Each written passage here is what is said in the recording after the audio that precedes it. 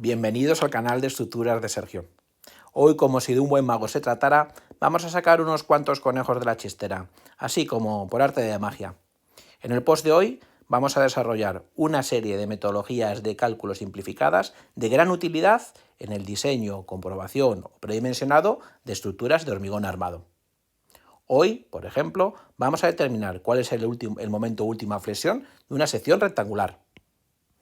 Vamos a evaluar cuáles son las ventajas de tener una sección circular en estructuras porticadas, en los pilares de estructuras porticadas.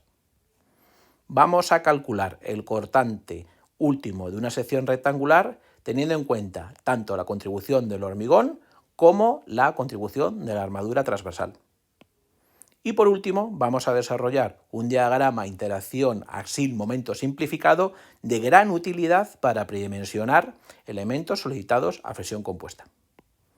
Espero que los temas de hoy sean de tu agrado. ¡Empezamos!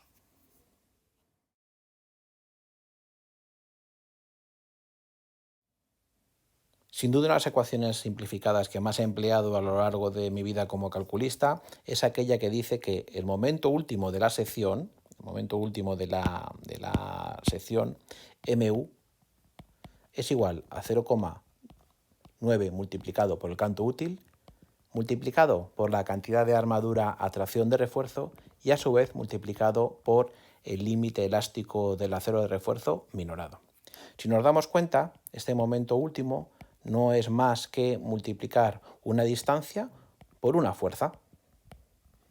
Z es la distancia, que como veis aquí indicamos en el diagrama de cuerpo libre situado a la izquierda, es la distancia que existe entre las resultantes de compresión aportadas por la cabeza de hormigón y la resultante atracción pintada en verde dada por la armadura de refuerzo en la cara inferior. Esa es la distancia. Y la fuerza, que también hemos llamado TRD, no es más que multiplicar pues eso, ¿no? Una determinada área, que es la armadura de refuerzo, por una determinada tensión. Es de mucha utilidad tomar momentos desde la resultante de la cabeza comprimida, que se estima está distanciada de la resultante de atracciones a una distancia de 0,9 veces d. ¿Vale? Si para todos aquellos seguidores de Hispanoamérica que seguramente están familiarizados más con el empleo de códigos de diseño tales como ACI 318, si os dais cuenta, el acero en códigos europeos o incluso en códigos de diseño españoles, el acero de diseño, el acero minorado, no es más que el límite elástico del acero de refuerzo dividido por un coeficiente de minoración gamma S, que habitualmente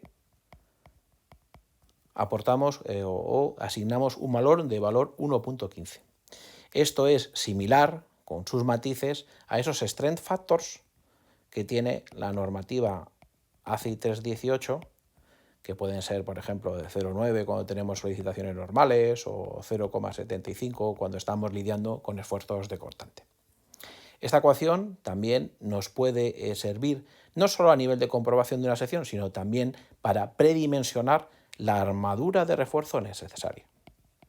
Para ello, no tenemos más que igualar que el momento último en la ecuación arriba sea igual al momento de cálculo o de diseño de la sección que estemos estudiando. Y tendremos que dividirlo solo por 0,9 veces d, el canto útil, y por el límite elástico minorado. ¿Vale? Recordad que el canto útil, ¿vale?, es la distancia que existe desde el centro de gravedad de la armadura traccionada hasta la fibra comprimida más extrema. En este caso tendríamos que, de la altura total de la pieza, tendríamos que restarle el recubrimiento nominal, que viene especificado normalmente por los códigos de diseño, también por el diámetro del estribo, que la gente tendemos a olvidárnoslo, y por supuesto por la mitad del diámetro de la barra, es decir, el radio de la barra de refuerzo.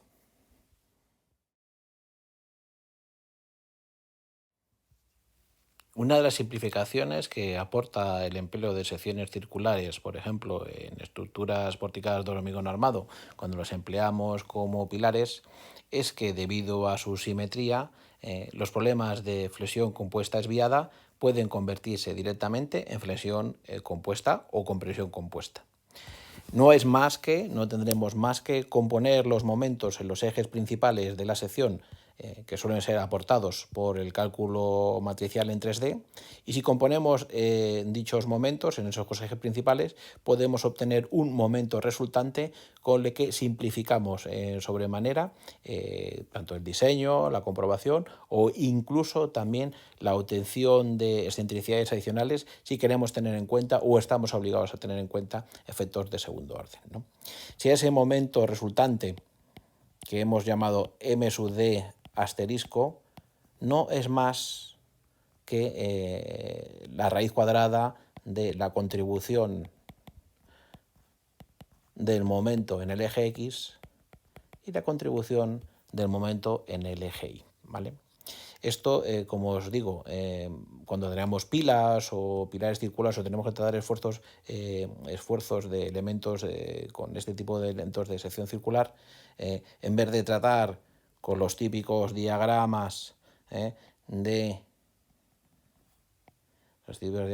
flexión esviada, donde tenemos aquí los momentos últimos en X, los momentos últimos en Y para un determinado axil constante.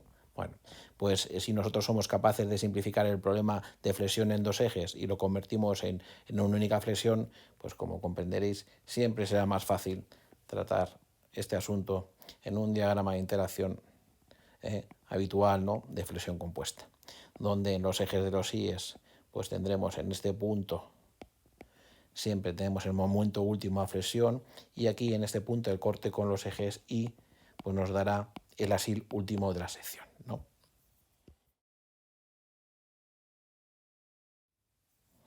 Vamos a terminar de la forma simplificada el cortante último en una sección rectangular, ¿no? Ese cortante último en una sección rectangular, que habitualmente llamamos V sub U2, es la contribución cortante del hormigón, que recibe el nombre del término V sub CU, más la contribución de la armadura transversal. Ya en España, desde la EH 98, con continuidad en la 2008, en base a código modelo y eurocódigo, lo que es la resistencia a cortante del hormigón se ha venido complicando de forma muy importante. Es verdad que las ecuaciones que lo forman tratan de captar muchos de los fenómenos complejos que están detrás o asociados detrás del comportamiento acortante del hormigón, sobre todo el efecto tamaño, que es muy interesante, o el efecto Dowell, ¿no?, la presencia de armadura que corta la fisura, ¿vale? Pero sí es cierto que las ecuaciones con el tiempo han ido complicándose más y más, ¿no? A este hecho, pues yo pongo un poco como recuerdo que cuando empecé a estudiar hormigón, por allí por los años 97 del siglo pasado, pues teníamos una ecuación tan simple como la siguiente, donde F sub CD, ¿vale?, estaba expresado en kilopondios centímetro cuadrado, ¿vale? Esta expresión la encontramos en la EH 91, ¿vale?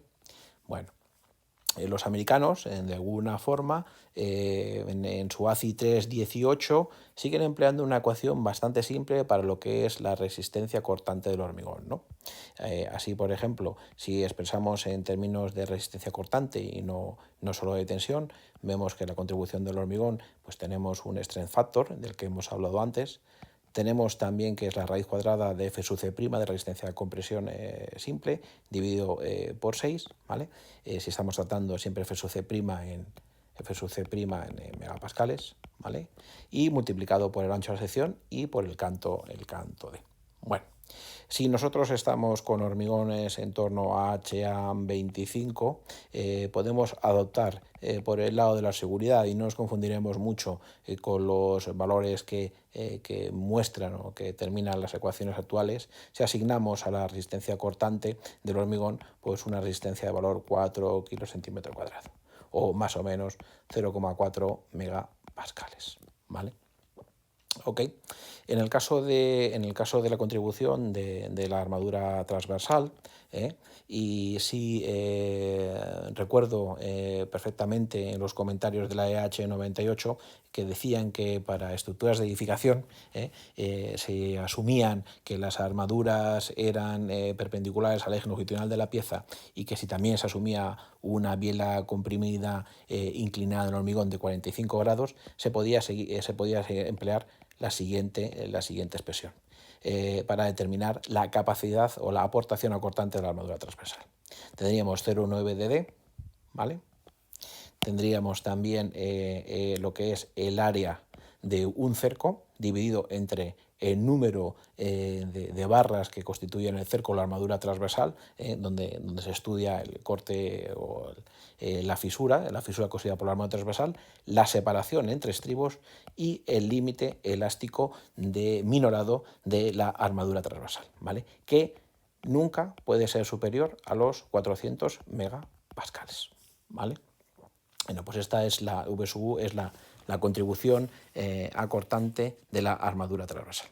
Por lo tanto, si nosotros quisiéramos de una forma final ver cuál es el momento o el cortante, último de una sección rectangular, tendríamos la contribución del hormigón, que serían 0,4 megapascales, multiplicados por el ancho de la sección y por el canto útil, ¿vale? Más la contribución de la armadura transversal que tenemos aquí arriba, ¿no? Que hemos dicho que era AST, N partido de la separación entre estribos y F y D, ¿no? Por supuesto, lo que hemos dicho, no mayor a 400 megapascales por teoría de bielas, y la idea un poco es que los anchos de fisura estén controlados, por eso no se permite obtener valores de biela superiores, ¿no? La expresión es mucho más sencilla que la expresión general que podemos encontrar en los diferentes códigos, que por otra parte tiene un desarrollo realmente de alabar y donde puedes reconocer la labor del profesor Turliman de la Escuela de Zúrich, donde permiten un cálculo con diferentes inclinaciones de biela del hormigón, ¿no? Lo que realmente fue algo revolucionario en los años 70. Comprobación o un predimensionado o un prediseño de un elemento solicitado a flexión compuesta o a compresión compuesta, es necesario recurrir a un diagrama de interacción asil-momento, ¿no? Así, ¿no? Esto, digamos, es una ecuación que tiene esta forma, ¿no?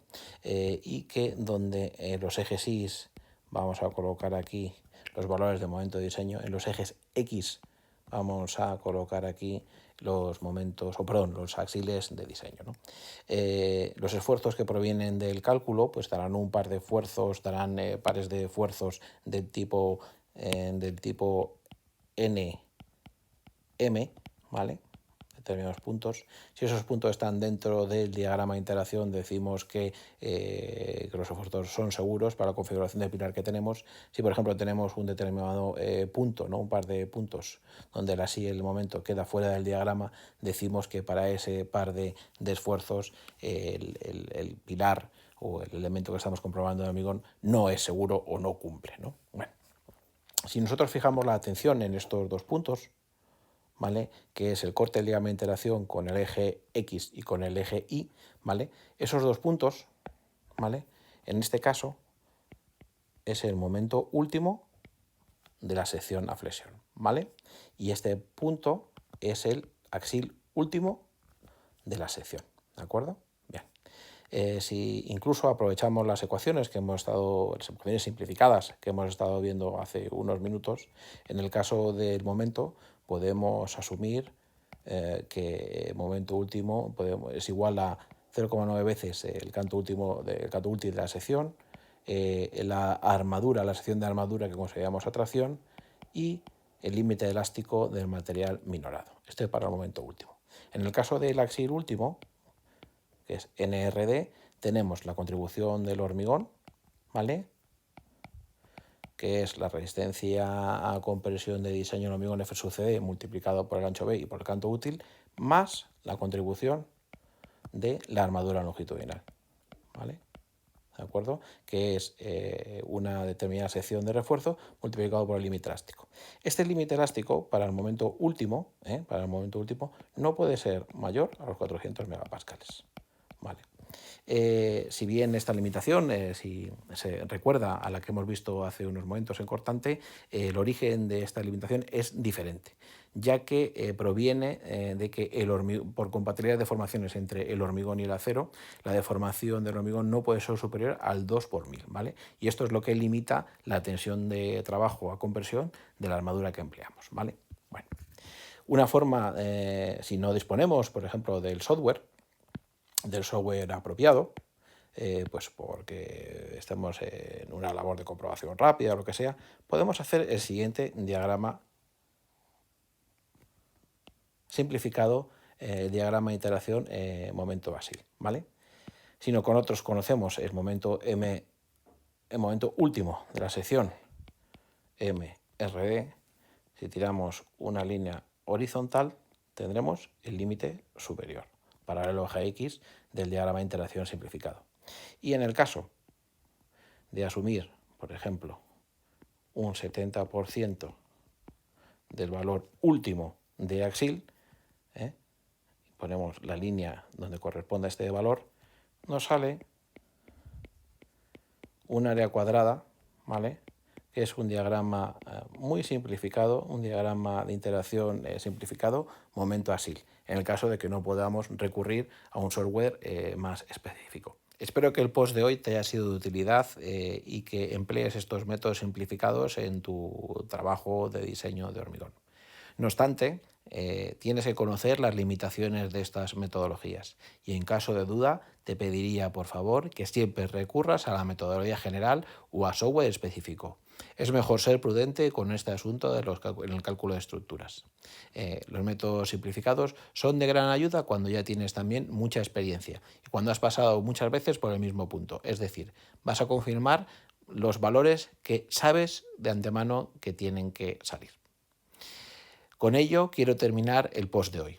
Te recuerdo que también puedes visitar mi perfil en LinkedIn, donde puedes recurrir y donde tienes a tu disposición un montón de contenido relacionado con el campo estructural. También, si quieres dejarme alguna opinión o alguna sugerencia, por favor usa los comentarios que tienes a tu disposición en el canal. Espero que nos veamos en una próxima ocasión. Un abrazo muy fuerte a todos.